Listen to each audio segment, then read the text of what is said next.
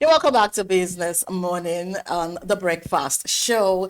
And now this is the second segment. And now we're talking about Nigeria, how Nigeria eyes the petroleum hub status in West Africa.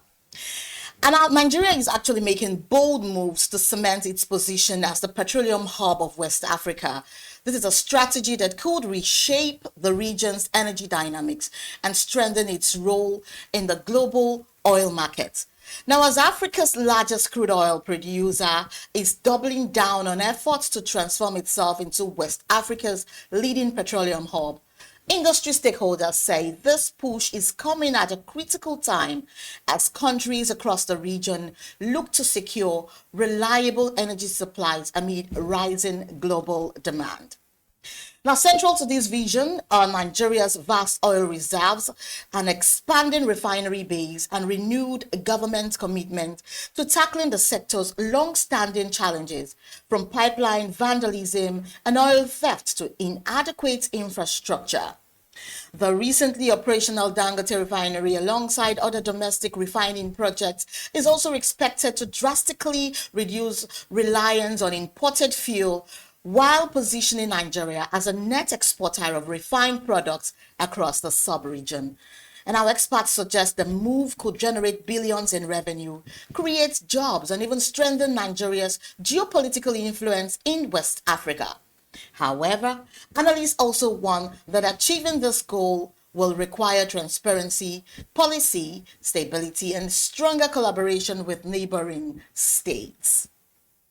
And now joining us give a refining dimension to this strong petroleum stance is Dr. Doghor Boyo. He's the CEO, DEP Multifunctional Services Limited.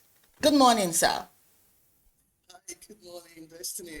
Good to have me here with you. So good to have you join us this morning to actually throw more light in this very important stance.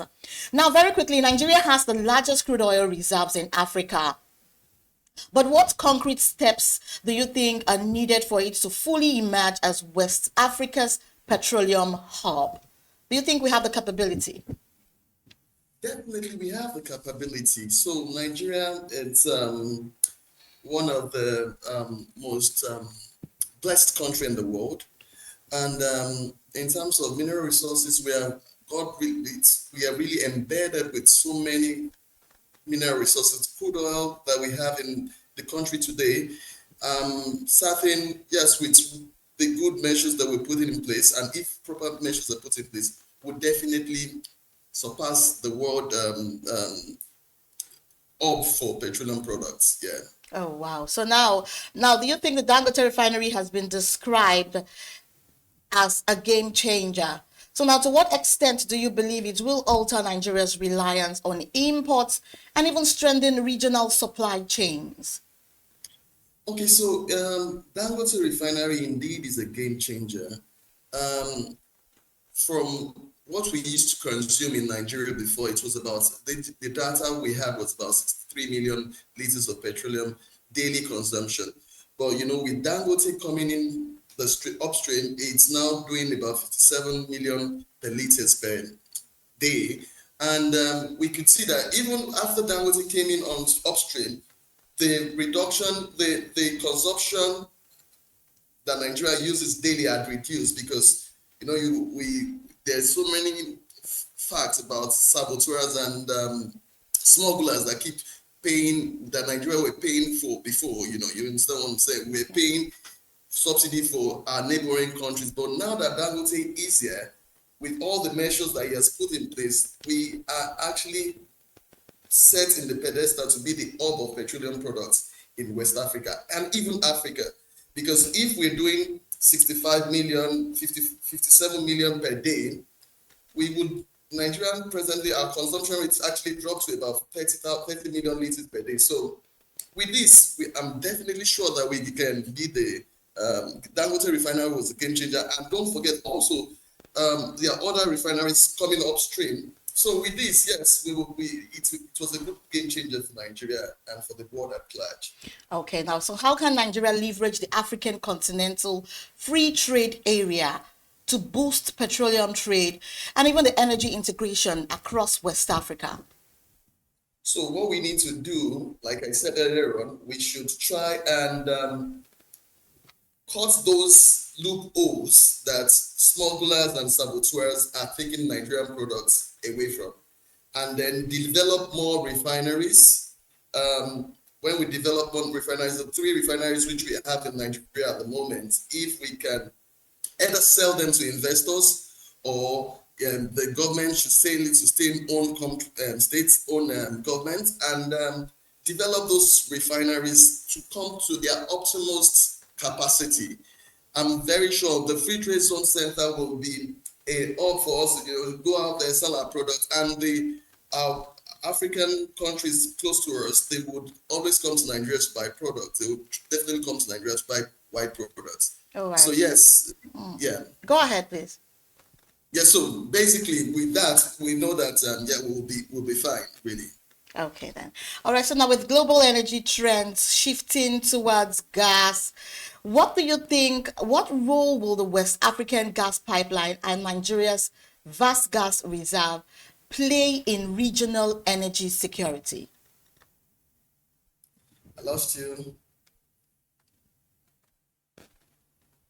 Did you Can hear you me? hear me? Did you hear me? You lost me. Oh, okay. So I'll take it again. Can you hear me now? Mr. Boyo, can you hear me now? Okay, we'll go on a short break. When we come back, we will still be with Mr. Boyo to give you the rest of the information about the petroleum trend in Nigeria. Stay with us.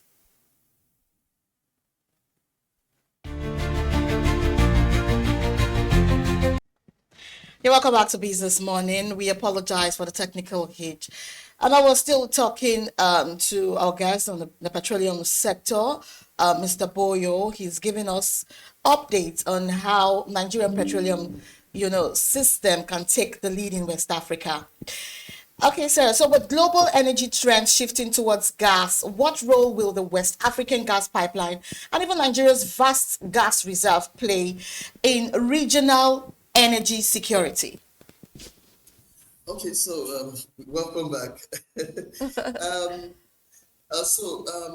With the present trend of gas, I remember sometimes early this year, Nigeria were trying to pipe gas from doing some pipeline from Nigeria to Morocco and from Morocco down towards Europe. So with this, I can tell you that Nigeria is putting its position himself for the global markets in terms of gas.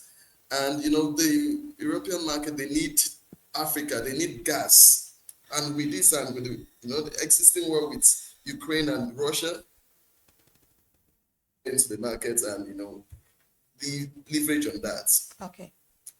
All right. So now issues like oil theft, pipeline vandalism, and also a regulatory uncertainty persist. How might these challenges undermine Nigeria's ambition to becoming the petroleum hub of the region? All right, so I'm very aware you know that the PIA bill has just been signed. So true. And the PIA Act, it's also a game changer for Nigeria. So because the host communities, they now know that yes, we have sense of belonging. They would guide their pipelines because the more production they have, the more money that comes into your community. Oh. So, all I just would advise the government to do is to ensure that these monies that have been, set aside for host communities, they should monitor, there should be quite good monitoring team to make sure that this development are done. Then also not just give them the money, also develop their communities. An oil-rich state like Niger in the Niger Delta should be looking like a Dubai, for instance, because sure. If you travel around the world, you see how host communities are being treated. So, host communities with the PIA Act, I'm very sure it will reduce oil theft, and it will also improve the life of the people there. Yeah, so I'm very sure we are on a good pedestal Okay then. So now what policy and investment reforms would you consider most urgent for Nigeria to attract investors and also consolidate its leadership in the petroleum sector?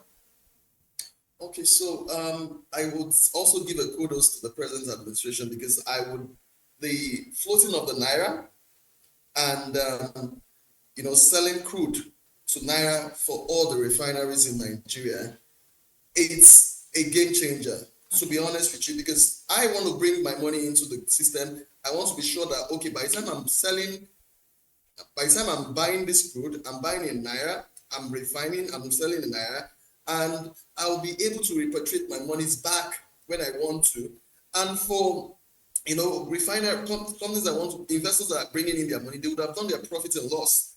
And they'll say, okay, by the time we're taking our money out, we're not looking for our bookie to be buying dollars from them again. Okay. It's a flat rate. You understand? So with these measures that the government is putting in place, I'm sure we are in a good track. We will definitely meet up with them. This will attract new investors. And don't forget, Petroblast is coming to Nigeria back. Oh, wow. With this, all the new companies coming back into Nigeria with their investments, I'm sure the environment is actually been a good one for people to come and invest in Nigeria. Oh, wow.